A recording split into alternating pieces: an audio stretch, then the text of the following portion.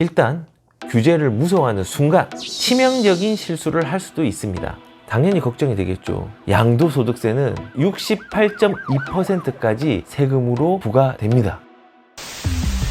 방문해 주셔서 감사합니다. 부동산 쿨TV의 이걸롱입니다. 제가 지금 주말에 새벽을 이용해서 카메라를 들었는데요. 아무래도 2019년도에 부동산 종합대책이 8월 초중순에 나올 것 같으니 거기에 대해서 사람들이 대처를 해야 되잖아요. 마음가짐을 어떻게 해야 되는지를 조금 알려드리고 싶어서 카메라를 들었습니다.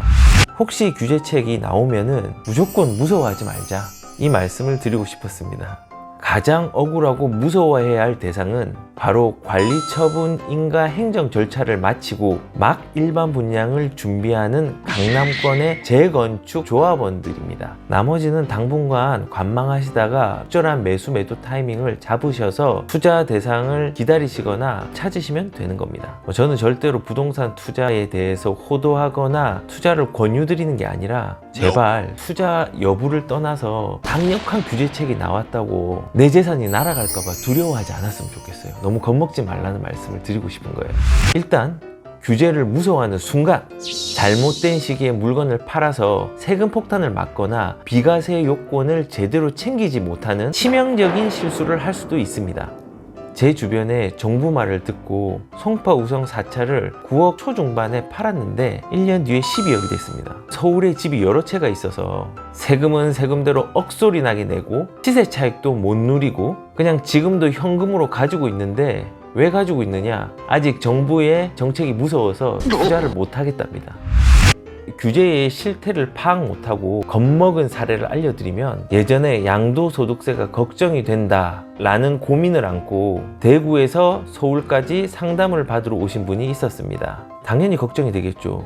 규제지역에서 양도차익이 5억이 넘어가고 집이 3채가 있으면 양도차익의 최대 62%를 세금으로 내야 되니까 말이죠. 그럼 이게 끝이냐? 아닙니다. 지방소득세까지 포함해서 68.2%까지 세금으로 부과됩니다. 그냥 극단적으로 말하면은 강남에 집이 3채가 있는데 한 채를 팔았어요.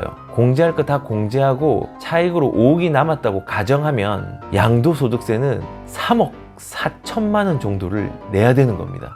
어마어마하죠. 아무튼 세금이라는 게 이렇게 무서운 거예요.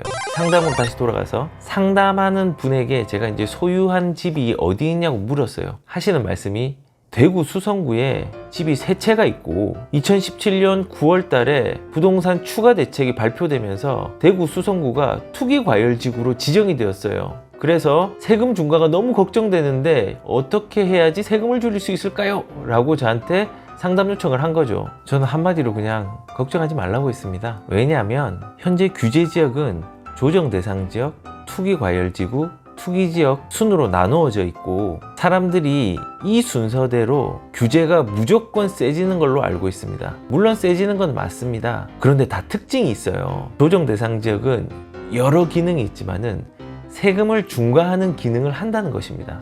그리고 투기과열지구는 재건축, 재개발, 대출에 대한 기능들이 조금 더 강화되어 있고요. 투기지역은 대출을 좀 더 촘촘하게 강화시켜 놓은 규제입니다. 결국 대구 수성구는 많이 오른 것은 맞지만 조정 대상 지역으로 지정되어 있지 않고 투기과열지구로만 지정되었기 때문에 중과 대상이 아니었던 겁니다. 이분 너무 앞서서 고민하셨는데, 그래서 제가 말씀드리고 싶은 걸 다시 요약하자면 겁먹지 말자라는 겁니다. 방법이 있고 기회가 있고 대안이 있습니다. 찾으면 됩니다.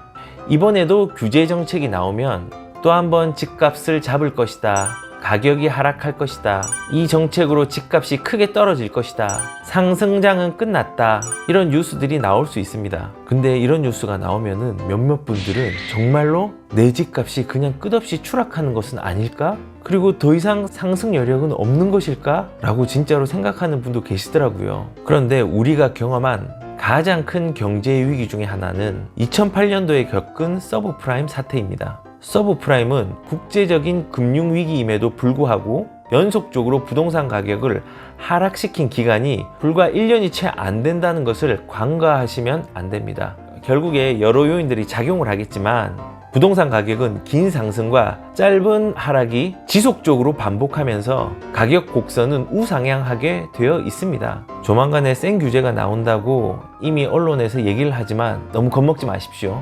겁을 먹되 규제의 실체를 알고 필요한 것만 겁먹으셨으면 좋겠습니다. 오늘의 짧은 결론, 지피지기면 백전백승.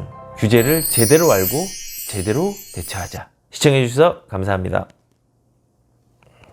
콜TV는 혼자서 소가리를 하는 부동산 문제를 공감하고 풀어드립니다.